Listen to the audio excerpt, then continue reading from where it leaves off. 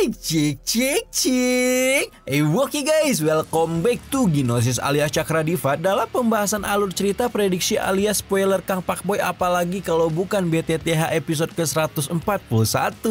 Seperti biasa kita review dulu spoiler di episode sebelumnya yang menceritakan bagaimana Shoyan telah berhasil mendapatkan teknik do kelastian di tulang rusuk kerangka doseng serta beberapa bagian lain yang membuat Jaising merasa kesal bukan kepala. Karena itulah akhirnya Jaising membangun koalisi dengan suku Phoenix Iblis Surga dan Lembah Sungai Es. Sementara Shoyan dibantu oleh Lembah Api Bekorbar. Kelompok Shoyan yang awalnya di atas angin sempat merasa was-was ketika dua elit dozong bintang 5 suku Phoenix Iblis Surga datang, namun situasi sekali lagi berbalik ketika seorang tetua suku Naga Void kuno datang untuk melindungi tuan putri mereka. Gimana cerita selanjutnya? Tanpa lama-lama mari kita ucapkan kata kuncinya 3, 2, 1. Terobos saja aku.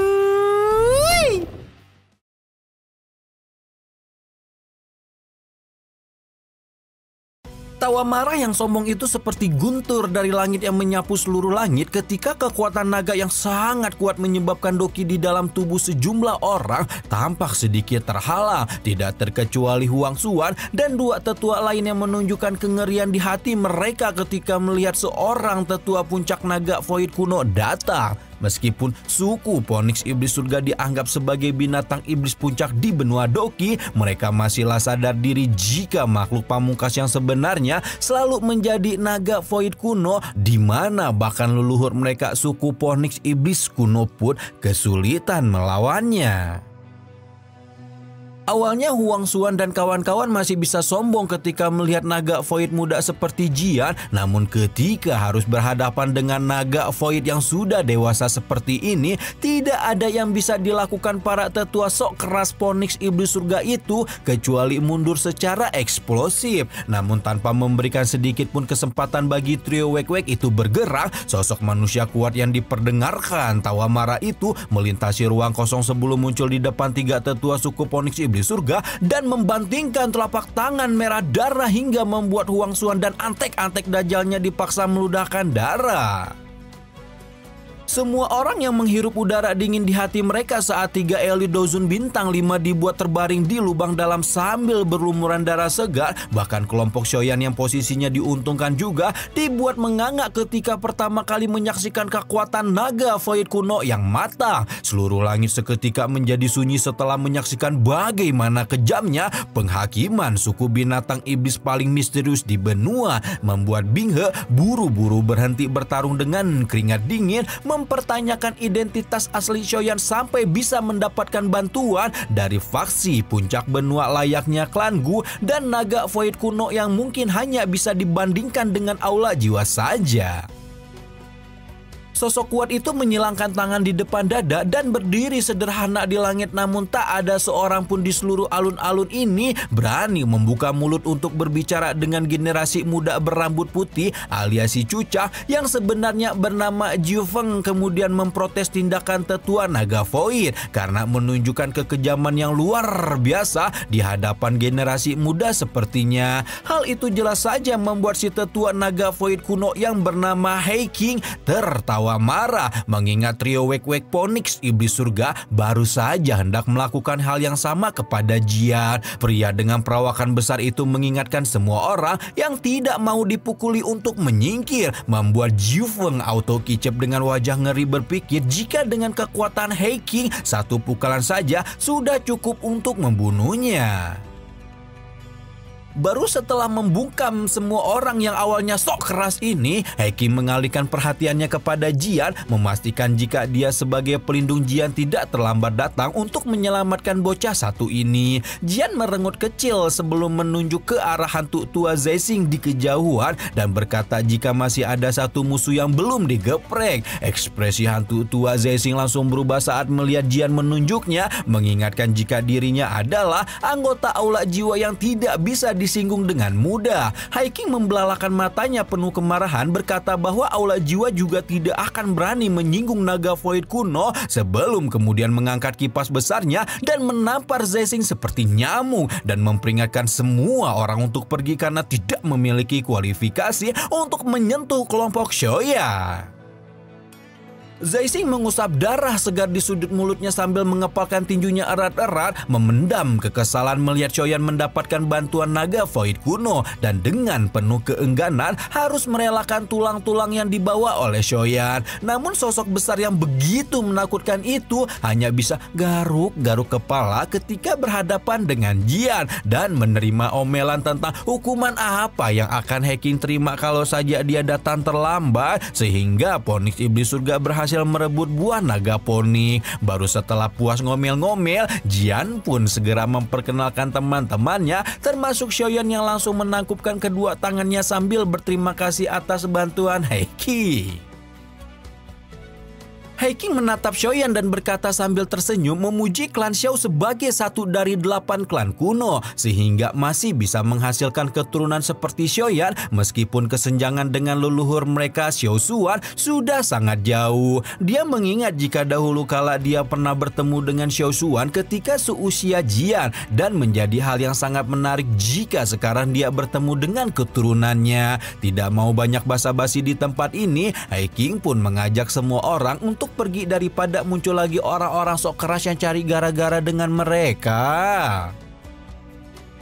Tangan besar Hiking secara acak melambai membentuk ruang spasial di depannya dan memimpin kelompok Shoyan untuk memasuki ruangan setelah sebelumnya memperingatkan Phoenix Iblis Surga untuk berhati-hati agar tidak menyinggung mereka karena naga void kuno adalah eksistensi yang bahkan lebih unggul dibanding leluhur mereka Phoenix Surga kuno. Ekspresi kelompok Huang Xuan menjadi sangat jelek ketika mendengar ancaman Hiking, merasa sangat tidak berdaya menghadapi penindasan naga void dewasa tersebut sebelum akhirnya memimpin semua orang untuk setidaknya mengambil tulang belulang leluhur klan mereka di hutan kuno. Sementara itu, ruang di puncak gunung jauh dari pegunungan tulang berfluktuasi sebelum berubah menjadi ruang spasial yang menjadi pintu keluar kelompok Shoyan. Shoyan sekali lagi menangkupkan tangannya ke arah Hiking berterima kasih, di mana terima kasih itu dibalas oleh terima kasih lain oleh Hiking karena Shoyan telah menjaga Jian selama bertahun-tahun. Shoyan tersenyum kecil ketika berkata telah menganggap Jian seperti adiknya sendiri, di mana dia bahkan tidak tahu kalau ternyata adik-adikannya yang satu ini memiliki status yang sangat istimewa bahkan di seluruh suku naga void kuno.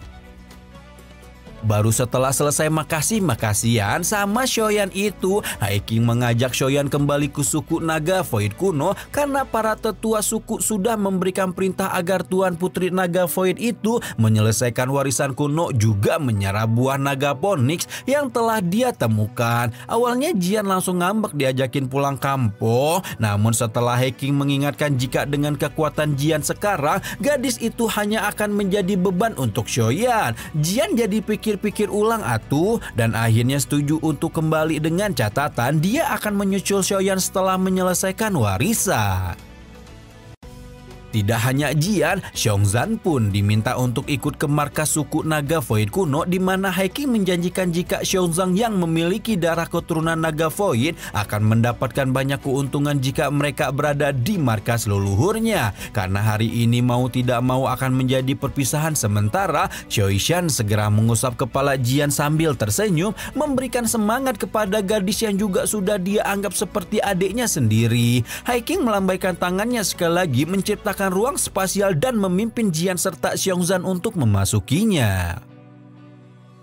Jian menunjukkan keengganan luar biasa ketika berjalan ke dalam ruang spasial sebelum meminta Shoyan untuk tetap memurnikan danwan untuknya karena ketika dia kembali nanti, Jian yakin pasti akan menjadi lebih kuat daripada apotek berjalannya. Shoyan merasa sedikit melankonis ketika Jian pergi, namun buru-buru menguasai diri kembali ketika mengajak semua orang untuk kembali ke pavilion bintang jatuh sebelum muncul masalah lain. Bagaimanapun mereka telah menyinggung dua suku terbesar di wilayah binatang dan tinggal lebih lama di tempat ini jelas bukanlah suatu tindakan yang menguntungkan.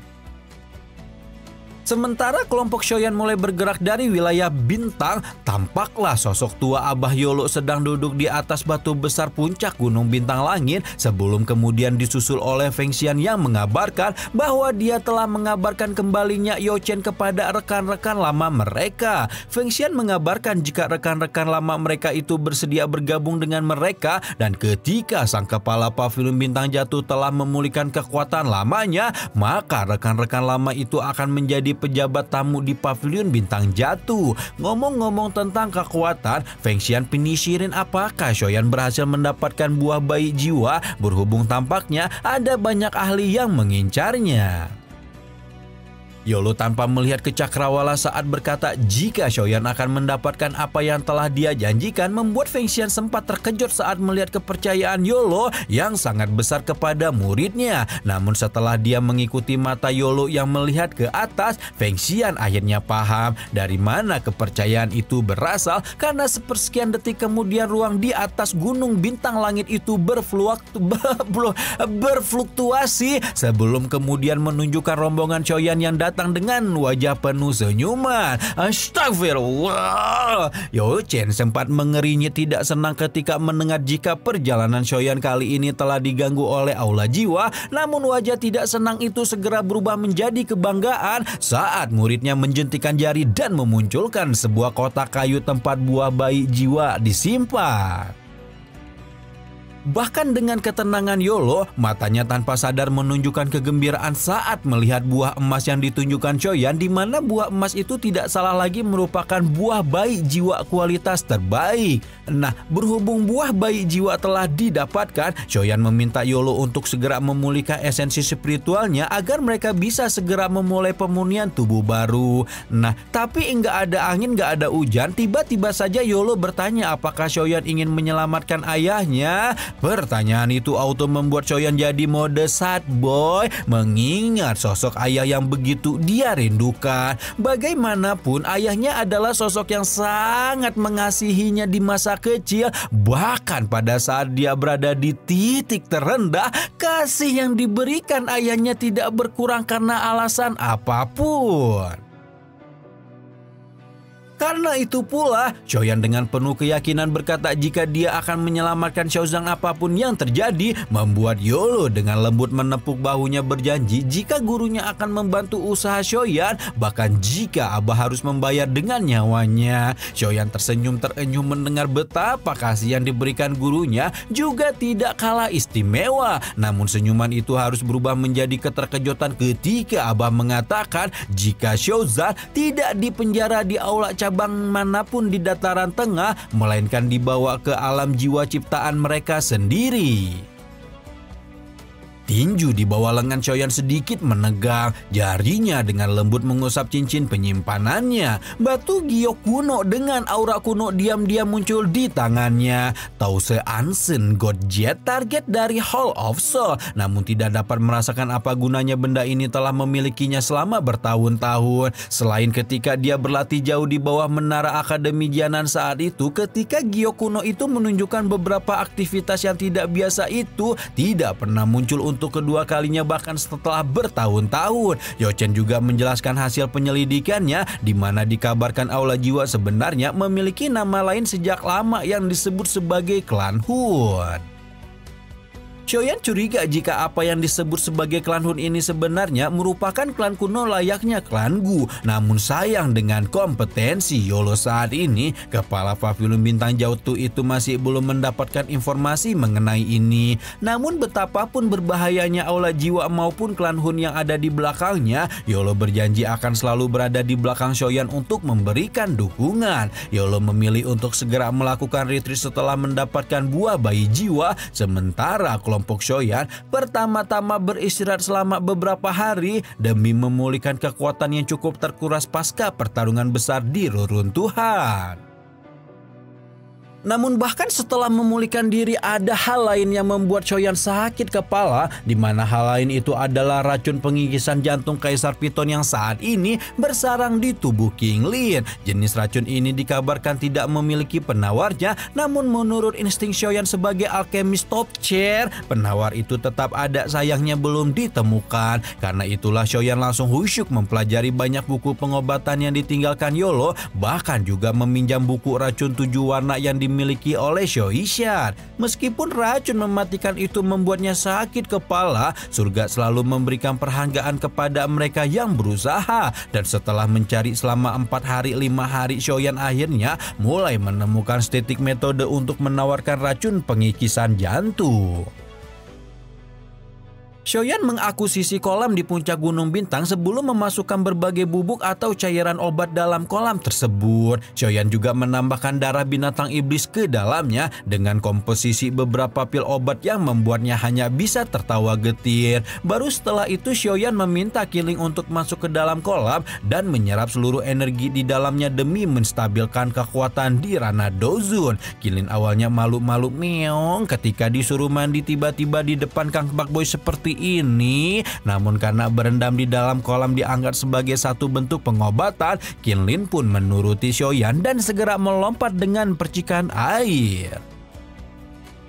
Shoyan awalnya fokus mengawal Kinlin berkultivasi di dalam kolam, namun kemudian matanya menyapu ke tato ular berkepala 9 yang ada di punggung Kinlin, di mana tepat ketika Shoyan melihatnya, mata ular berkepala 9 itu segera terbuka dan menyebabkan semacam perasaan penuh kekejaman meruah di dalam hatinya. Shoyan jelas menyadari ada yang tidak benar dan buru-buru mengalihkan pandangannya. Baru setelah mengendalikan kekejaman liar di hatinya, Shoyan kembali memusatkan perhatian pada tato misterius itu dan bertinyi-tinyi binatang iblis macam apakah yang berbentuk semacam ini. Shoyan hanya bisa tanpa daya menggelengkan kepalanya menahan rasa ingin tahu membuncah dan memutuskan untuk bertanya setelah Kinling bangun dari kondisi pelatihannya nanti. Shoyan tetap berada di dalam gua selama 4 hari ini dan menghabiskan ratusan bahan obat untuk terus diisi ulang ke dalam kolam. Ekspresi Killing menjadi semakin hidup di bawah kabut energi yang naik, dan di saat yang sama tato ular di punggungnya pun menjadi semakin jelas dan pekat. Mata di 9 kepalanya juga mulai terbuka sedikit demi sedikit, membuat Shoyan sekali lagi merasakan jejak kekerasan menyebar di dalam hatinya. Shoyan dengan lembut bergumam pada dirinya sendiri ketika tiba-tiba mendengar suara percikan air dari kolam. Namun ketika dia baru saja akan berdiri, seluruh kolam bergetar hebat sebelum kemudian mata aneh seukuran kepala muncul di tengah kabut energi, berubah menjadi 3 titik kecil yang kemudian menjelma menjadi 3 bunga seperti jamrud. 3 bunga jamrud itu tidak lain adalah mata bunga ular 3 giok. Tubuh Shoyan baru saja ditarik kembali ketika mata bunga ular tiba-tiba meledak, memunculkan sesosok ular besar berkepala 9 dengan warna merah tua seperti darah segar menerkam ke arahnya. Tanpa pikir panjang, Shoyan segera memanggil nama Kinlin, membuat suara yang kayak akan Doki itu meledak seperti guntur di dalam goa, dan auto membuat tubuh besar itu segera meledak menjadi gelombang cahaya kuat sebelum akhirnya menyusut dan berubah menjadi sosok perempuan kecil yang Shoyan kenal. Shoyan segera meraih tubuh Killing yang sebenarnya berada dalam kondisi tanpa. Namun berhubung Shoyan sudah berkali-kali berada dalam posisi yang diidam-idamkan seluruh kaum Hawa. Tuan muda keluarga Xiao itu tampak tenang, sementara Kinlin sudah panik bukan kepalang menyadari jika auratnya telah dilihat oleh Shoyan.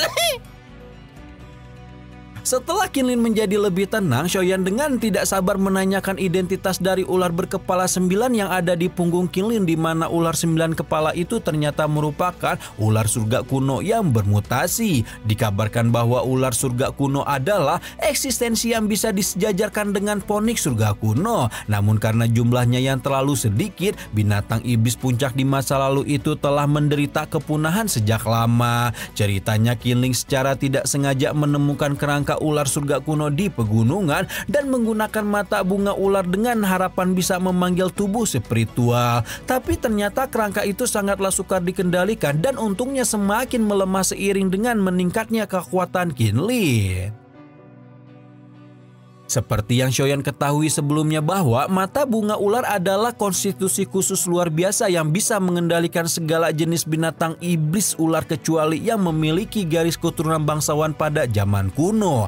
Yang Kinlin ketahui hanya ada 2 binatang iblis ular dengan garis keturunan kuno, yaitu ular surga kuno dan piton penelan surga. Saat ini Kinlin dapat berusaha mengendalikan ular surga kuno dari binatang iblis zaman kuno itu hanyalah berbentuk roh dan tidak memiliki tubuh fisik. Shoyan mengangguk-angguk mendengar penjelasan Kinlin meskipun pikirannya Oto langsung berlabuh pada Kanjeng mendesak ketika mendengar piton penelan surga diucapkan. Nah, karena masalah racun pengikisan jantung telah diatasi, Shoyan pun segera kembali ke aula besar Paviliun Bintang Jatuh mencari tahu kondisi Yolo setelah menyerap buah bayi jiwa dan mengkalkulasi apakah ini waktu yang tepat untuk mulai memurnikan tubuh baru bagi gurunya. Yolo tersenyum ketika melihat Shoyan datang dan langsung mengajaknya memurnikan tubuh baru setelah mengetahui aura spiritual gurunya telah kembali menjadi ke puncak. Bahkan Shoyan langsung menunjukkan semua bahan yang telah dia kumpulkan bertahun-tahun, termasuk pil kering darah tumbuh tulang jiwa yang dia murnikan di pertemuan pil sebelumnya. Yolo tampak begitu bangga menyaksikan Shoyan terus mengasah kemampuan pemurnian obatnya sampai di level seperti ini, di mana dia bisa melihat bahwa pil kering darah tumbuh tulang itu telah mengalami guntur pil 5 warna yang luar biasa. Shoyan mengabaikan pandangan bangga gurunya ketika mengeluarkan satu demi satu bahan yang dia miliki, mulai dari esensi darah, Phoenix iblis surga, serta kerangka elit puncak Dozong yang jujur saja membuat Shoyan tidak puas. Untungnya beberapa saat kemudian Feng Xian mengeluarkan kerangka Dozun bintang 4 yang dia miliki, membuat Shoyan tampak senang melihat ketiga bahan yang berkualitas tinggi seperti ini. Karena semua bahan sudah dikumpulkan, Feng Xian mengajak Shoyan untuk memulai prosesi pemurnian tubuh esok hari, karena semakin cepat Yochen memulihkan kekuatan puncaknya, semakin kecil juga ancaman yang bisa ditimbulkan aula jiwa untuk Paviliun Bintang Jatuh. Sebelum memulai pemurnian tubuh, Shoyan menghabiskan waktu untuk mulai mengamati rusuk doseng yang dia dapatkan di reruntuhan kuno dan menemukan jika terdapat segel di permukaan tulang yang tentu saja sukar untuk dihapuskan. Karena itulah Shoyan tenggelam dalam 10 jam pembanggangan tulang dengan api 3000 teratai hatinya, membuat warna putih giok di permukaan tulang perlahan menjadi pucat sebelum digantikan dengan cairan berwarna emas gelap yang dipenuhi riak aneh.